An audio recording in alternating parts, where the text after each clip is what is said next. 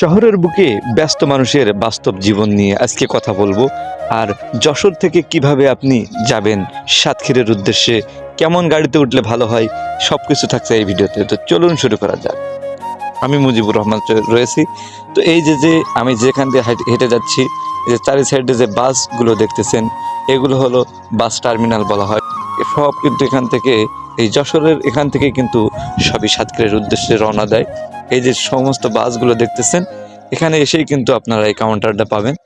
এই যে দৃশ্যটা দেখলেন, এই দৃশ্যটা কিন্তু এই শুধুমাত্র এখানে আপনার কয়েকটি লোকাল বাস রয়েছে ওই সাইডে। আর এখানে কিন্তু এই যে বাসটা দেখতেছেন, এগুলো হচ্ছে আপনার কাউন্টারের বাস। তো সেই বাসের সামনে যাব আমি এখন হাঁটি পাও করে, আর আপনাদের ঘুরিয়ে দেখাবো যেখানে কেমন ভাড়া চলে আর কত টাকা হলে আপনি এখান থেকে যাবেন। তো ওই যে কাউন্টারটা দেখতেছেন, এই কাউন্টারটা হচ্ছিল এক্সপ্রেস। এখানে কিন্তু এক্সপ্রেস যায় ডাইরেক্ট আপনার সাতক্ষীরা উপর দিয়ে আপনার কালীগঞ্জ পর্যন্ত যায়।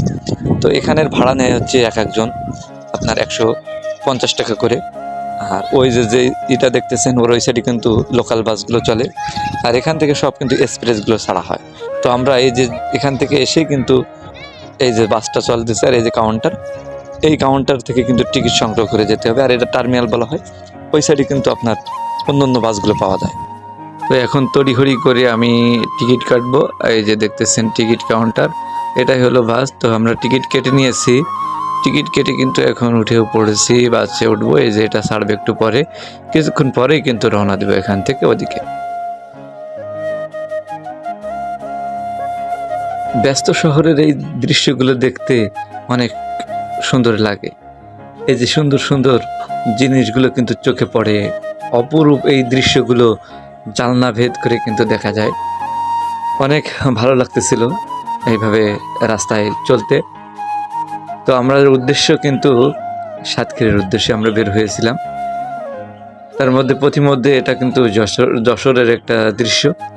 তারপর ক্যামেরায় আমরা ধারণ করি, আরও ঘুরিয়ে দেখব সামনের এই দৃশ্যগুলো কেমন।